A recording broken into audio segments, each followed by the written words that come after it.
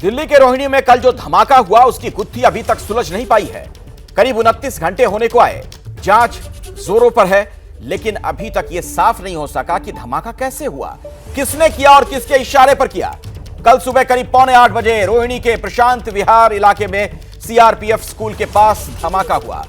हालांकि धमाके में कोई घायल तो नहीं हुआ, लेकिन धमाके से दीवार, आसपास की दुकानें और कुछ गाड़ियों को नुकसान जरूर पहुंचा है। त्योहारों के इस सीजन में दिल्ली में पहले ही आतंकी साजिश का खतरा मंडरा रहा था और इस बीच इस धमाके ने सुरक्षा एजेंसियों की चिंता और बढ़ा दी है।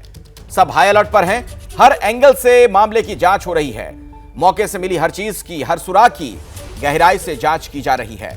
मौके से सफेद रंग का पाउडर मिला था, सेल और तार के टुकड़े भी मिले हैं। अब ये सब धमाके में इस्तेमाल हुए या फिर वहां पहले से पड़े थे, इन तमाम सवालों का जवाब फाइनल रिपोर्ट आने पर ही मिलेगा। लेकिन फिलहाल जो खबर आ रही है वो ये कि इलाके के सीसीटीवी फुटेज से अहम सुराग मिला है।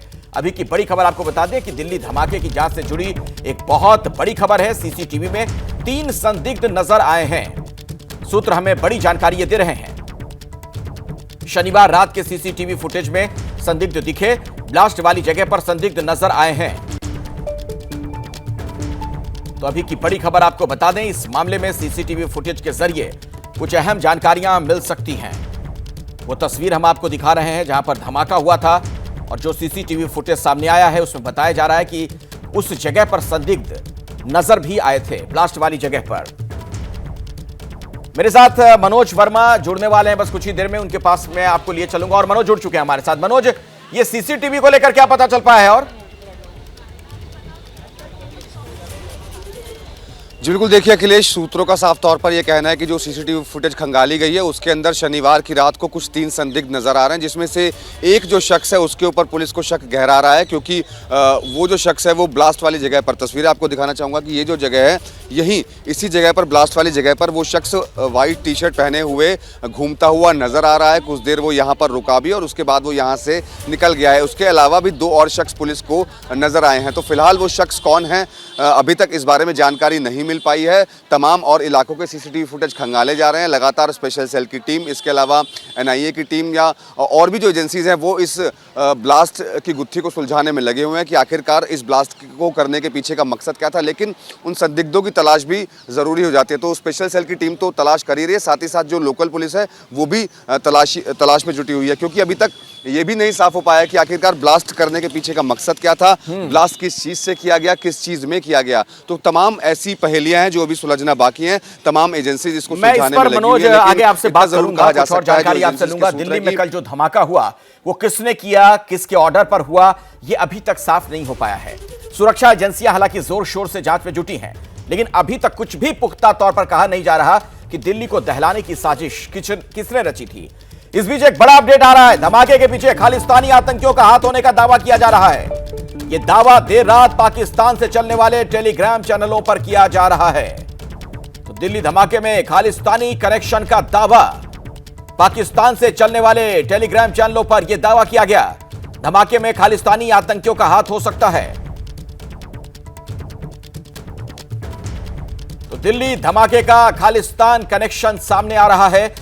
पाकिस्तान से चलने वाले कुछ टेलीग्राम चैनलों पर दावा किया गया।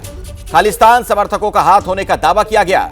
Justice league India Telegram channel ने यह दावा किया है। आपको यह बता दें कि बम धमाके का सीसीटीवी पोस्ट करके दावा किया गया, फुटेज पोस्ट करके यह दावा किया गया कि पाकिस्तान के कई टेलीग्राम चैनलों ने मैसेज भी शेयर किया। आईएसआई की शह पर चलने वाले टेलीग्राम चैनलों का दावा, इस धमाके में खालिस्तान समर्थकों का हाथ होने का इशारा किया जा रहा है। तो क्या खालिस्तान कनेक्शन है इस पूरे मामले में, इसकी जांच भी कर रही है एजेंसियां। और इस बीच एक और बड़ी खबर आपको बता दें, दिल्ली पुलिस ने टेलीग्राम ऐप से जानकारी मांगी है। पुलिस ने लेटर लिखकर Telegram channel justice league India के बारे में जानकारी मांगी। आपको बता दें ये वही चैनल है जिसने कल शाम धमाके का सीसीटीवी फुटेज डालकर ब्लास्ट के बारे में लिखा था। उसके बाद मैसेज को पाकिस्तान से चलने वाले कई टेलीग्राम चैनलों ने सर्कुलेट भी किया। हालांकि अभी तक टेलीग्राम की तरफ से दिल्ली पुलिस को कोई जवाब नहीं दिया गया है। और मनोज के पास एक बार फिर से मैं आपको ले चलता हूं। मनोज, ये टेलीग्राम चैनल से जो दावे किए गए, जो फुटेज वगैरह डाला गया है, इस बाबत आपके सोर्स क्या बता रहे हैं? इसकी कितनी सच्चाई नजर आ रही है? जी बिल्कुल, देखिए अभी इस दावे के बारे में कुछ नहीं कहा जा सकता। सूत्रों का साफ तौर पर यह कहना है कि अभी इसकी जांच की जा रही है।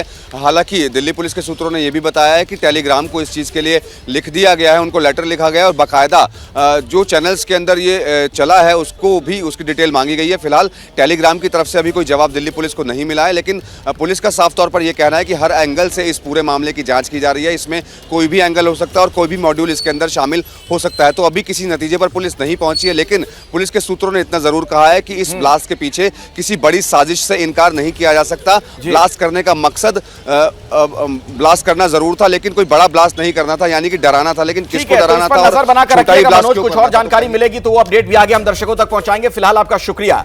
दिल्ली धमाके की कई पहलुओं से दरअसल जांच चल रही है। नक्सलियों का हाथ होने की भी आशंका है, खालिस्तानी कनेक्शन की भी जांच जारी है, पाकिस्तानी टेरर एंगल से भी जांच हो रही है। तो अलग अलग पहलुओं से इस पूरे मामले की जांच हो रही है। इसके पीछे कौन हो सकता है, मकसद क्या था, आइए समझते हैं अभी तक की तहकीकात में क्या जानकारी और सामने आई है। पूरी जानकारी आप तक पहुंचाएंगे मेरे सहयोगी वरुण जैन। वरुण, देखिए बिल्कुल अलग अलग एंगल्स हैं जिन पर दिल्ली पुलिस काम कर रही है, क्योंकि त्योहारों का मौसम है। कई थ्रेट अलर्ट थे, वो स्पेसिफिक अलर्ट भी दिल्ली पुलिस के पास थे। ऐसे में त्योहारों के समय पर जो ये धमाका हुआ तो क्या इसका कनेक्शन उसी के साथ है?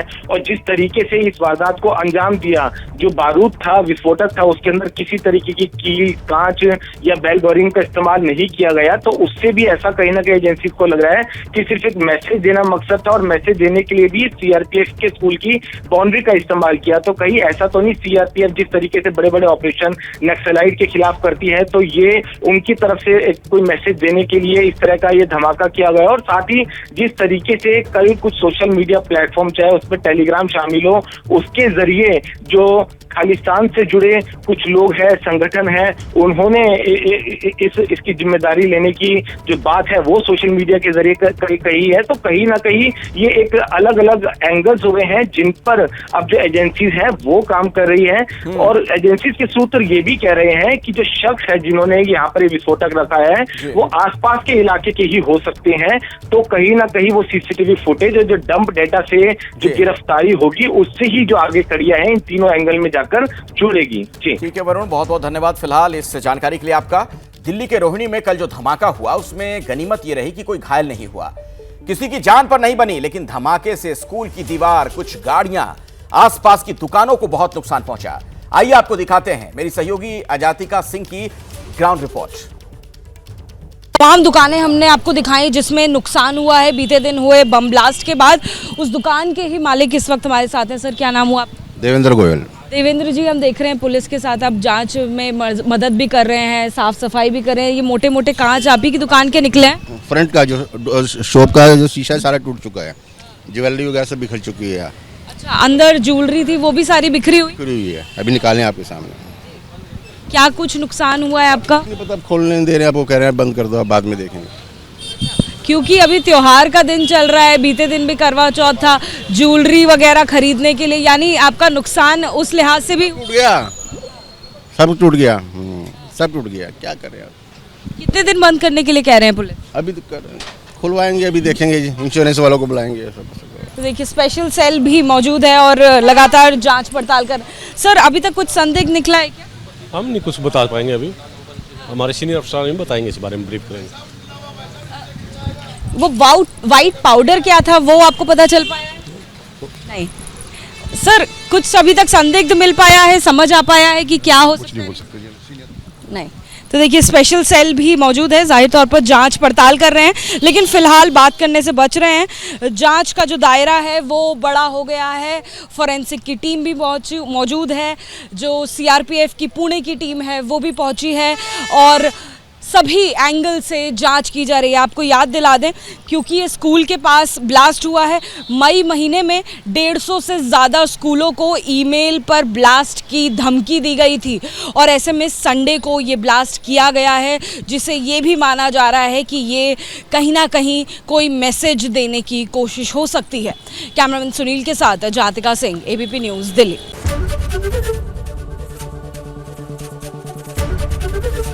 एबीपी गंगा, खबर आपकी, जुबान आपकी।